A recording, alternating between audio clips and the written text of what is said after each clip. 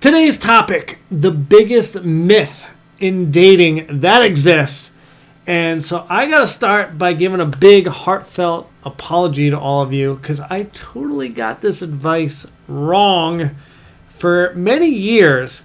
So for many years, I was telling what is now a myth, but I was telling people you cannot start dating. You should not start going into the dating pool until you're freaking ready, until you've got your ducks in a row and you're feeling like $1,000,000 and there's nothing wrong with you. You're secure and you're ready to rock and roll. And I mean, in theory, that kind of makes a little sense. Like, yeah, you should have your stuff together. But it's wrong in a lot of senses, and there's not enough information. So let me really clear this up. And let me give you a story. So when I was a few years ago, before I met my fiance, I was like, I am ready to get married and do kids and do that whole thing. And ex-fiance. So when I met her, I'm like, all right, I'm on this agenda.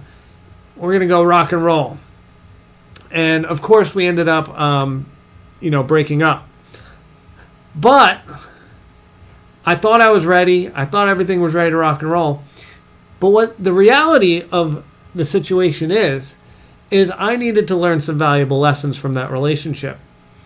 And what I learned from the relationship was I was god-awful at having boundaries and sticking up for myself and telling my partner, hey, that's not going to work for me, or hey, I need this. And sometimes when I do say, hey, I need this, and if they can't deliver it, well, then I need to walk away, or I need to hold my ground, or I need to revisit it, say it a different way, come at a more loving place. But ultimately, on really serious boundaries, on things that I really need, I need to either get the thing or walk away. And I didn't do that. I stayed in too long when I wasn't getting needs met. Or I didn't tell the person what I needed in a way that they could understand and hear me. So all that's my fault, right? But I entered into that relationship in a place of absolute being secure, being, great with finances, with career, with everything lined up where, I had stable housing that I've been in for a while. I've been living in the same place for a long time. Like everything was ready to roll. Stable family, good set of friends, playing sports, healthy, everything. And I totally botched it and messed it up. And so once again, back to the myth of like, you need to be ready to date. Well, it's not true. What you need to do is be ready to freaking learn. So if I would have stayed single forever and not met this person, I never would have learned this valuable lesson. So what all these relationships are and all this dating is giving you opportunities to grow. And if you just sit on the sidelines and don't date or make excuses for why you can't date, and we all have them. I have them. Oh, I'm not in a place right now, or oh, I'm still raising my children. I mean, these are good excuses, the children one, but oh, I'm raising children. Oh, I work too much. Oh, blah, blah, blah. Then you don't get to grow in that aspect of your life. And then eventually you're going to have to do it.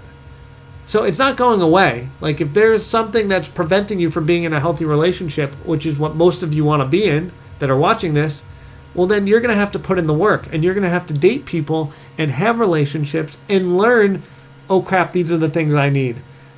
This is how I be a better partner. This is how I be a better version of myself. This is how I be better for them. So what I'm telling all of you is even if you don't feel like you're ready or you feel like you need to work on yourself, if you feel like you have to work on yourself, in the past, I used to tell you, well, go work on yourself, then come see me. Or go talk to another coach that specializes in working on themselves. Forget all that noise. We are going to work on you with a person. Because with this person is when we have a magnifying glass on the issues. When you stay single and you get into your routine, you get to hide from your issues.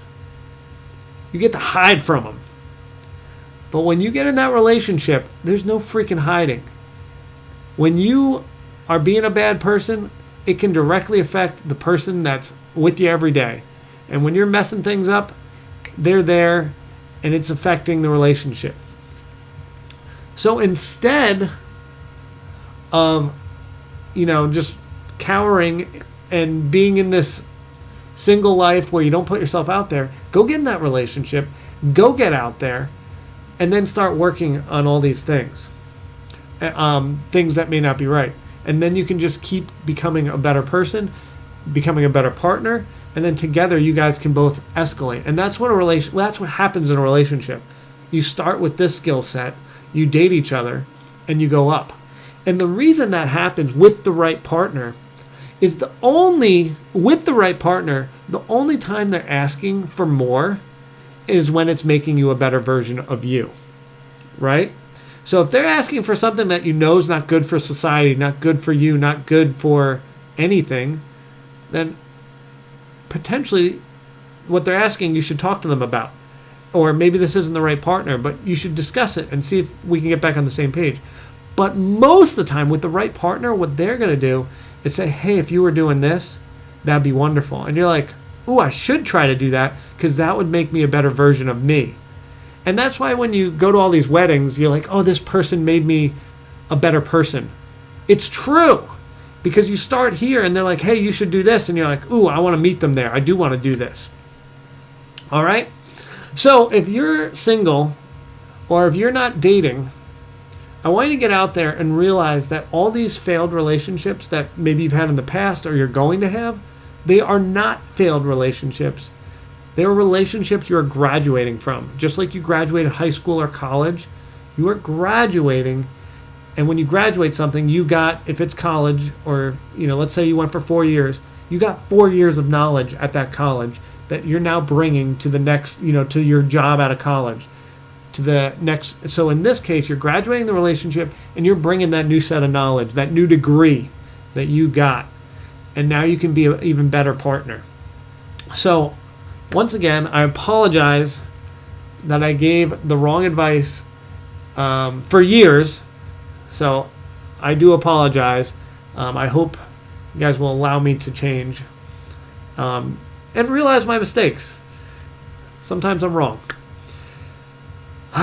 So thank you for allowing me to present new information that I'm trying to learn every day, and I'm trying to better myself every day, just like all of you. So thank you for allowing me to grow with you. I appreciate all of you.